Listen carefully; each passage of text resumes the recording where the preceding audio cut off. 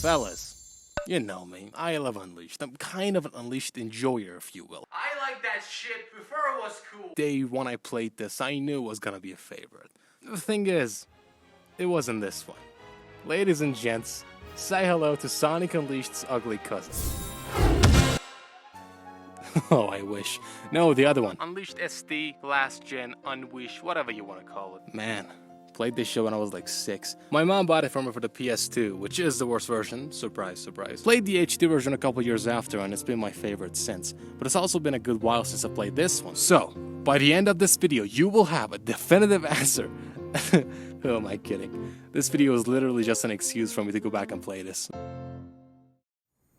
The story is the exact same, so I'm not gonna touch on it. It's Unleashed. You already know what's going on. It looks like this now. You gotta appreciate that 480p goodness. The whole game looks like this, by the way. I'll be scaling it up for your viewing pleasure. And by that, I mean my uncle. He works at Nintendo, right? Music and identify the beats. The game honestly doesn't look that bad. Some stages suffer more than others, obviously. Alaska looks as gorgeous as ever, while Apados looks all washed out and empty. This is a huge game running on relatively weak hardware. And we're also comparing it to this, which is like the peak of art as humans know it. They compensated by making the levels in different locations, which would have been easier to develop. Like in Cool Edge, you're mostly running inside the ice caves as opposed to running on water under the sun. Or in Arid Sands, instead of jumping around in the mountains, you're exploring canyons and staying mostly grounded. Now, because of this, you'll get to see some new places like Murov's Begonia sewer system, these caves in Adabat, fucking pod racing in Shamar, and a whole lot more of this grassy area because these guys thought it would be just a great idea to make a separate tutorial stage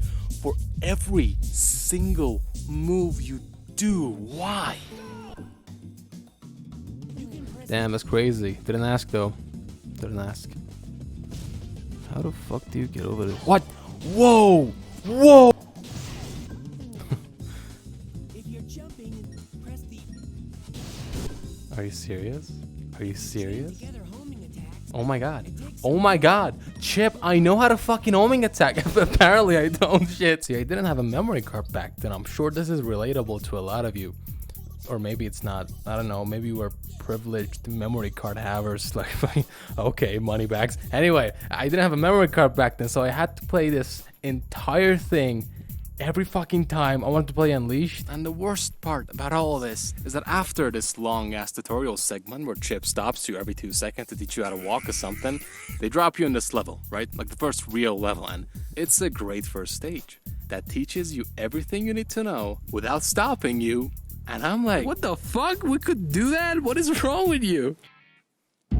Yo, the gates, holy shit. All right, so each continent has this little monastery dedicated to the Gaias, each with their own unique aesthetic. They're pretty small, there's nothing much to do, but I fucking love them. These replace the hubs, which are one of my favorite parts of the HD one, but I guess the Wii couldn't handle them. Hell, the Xbox barely could.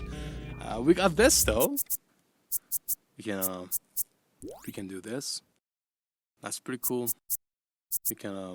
You can talk to the resident. Jesus Christ, man, why you look like that? They're pretty cute. Plus, I've heard people hate on the hubs for being unnecessary, so this does help with the pacing a bit. Also makes some of the subplots more focused. There's actually some acknowledgement of the, you know. But bro, I used to spend so much time in these gates just doing shit, you know? They're just so charming. Not completely empty, by the way. There are these little puzzle rooms you can access by collecting Sun and Moon medals. Now, this is where the medal collecting comes into play. Check it. It's optional. Oh. See, it's actually kind of genius because the people that go out of their way to collect medals are rewarded with more collectibles and extra stuff to do. Me. That's me. I'm that people. And those who don't care about completion, little lame-ass bitch boys, can just move on with the normal game. This is the biggest thing this version has over the other one. Now, I love collectibles, right? It makes no difference to me, but making them mandatory to progress is just bad game design, you feel me? Better yet, how you even go about getting the medals is tied directly to the gameplay. So even if they were mandatory, you would just get them by getting better at the game, instead of stopping and looking for them breaking the flow. It's organically implemented in a way that complements the gameplay by giving you medals depending on the rank you get at the end of every level.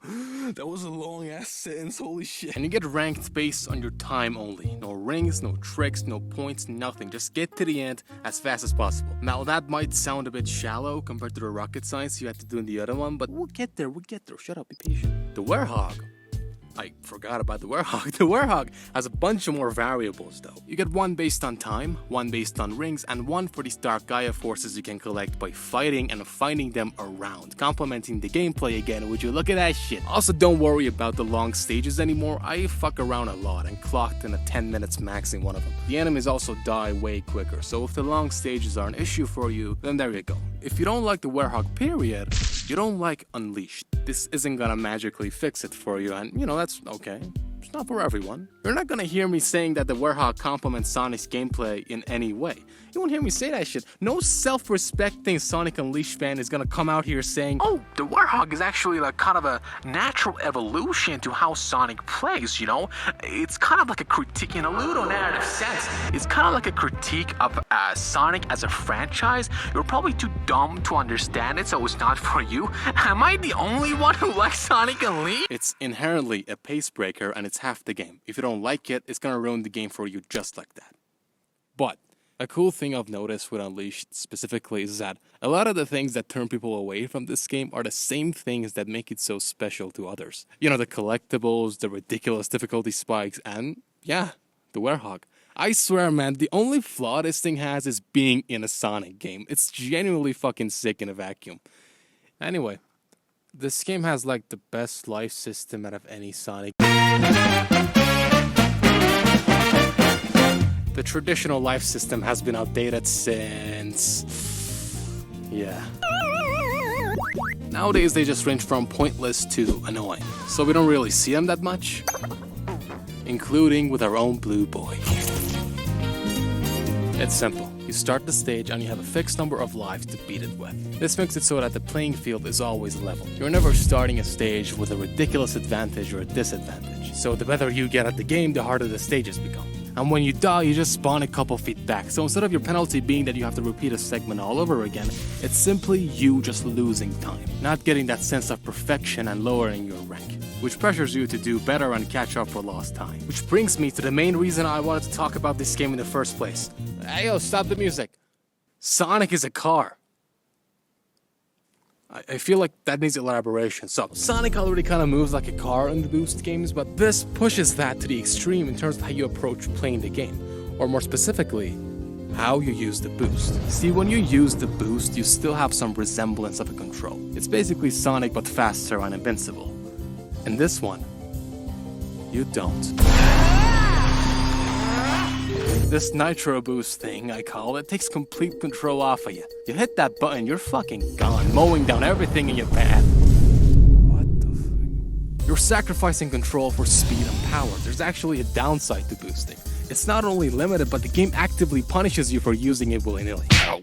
Fuck. And with every 30 rings you collect, you get an extra boost gate. So it actually incentivizes collecting rings and keeping them so you just have more boost. I love how precious the boost is treated, man. It makes it all the more satisfying when you're fucking... like, oh, you ran out of boost? Tough shit, buddy. Walk. Here's a C rank. If you look at the boost games we've gotten, the focus is mainly on you making those split-second decisions to reach the optimal pathway. And while you do still make those decisions here, how you control your movement is the priority. How well you drift, which enemies you decide to attack, how well you use your boost. Again, like how you would control a car in a racing game. Managing control so you don't hit anything and slow down, unless you're the greatest racing game of all time.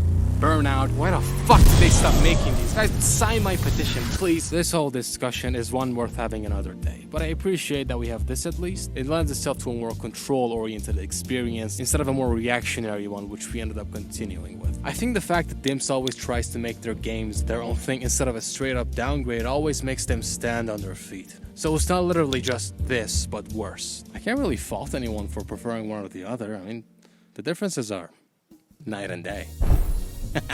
Still got it.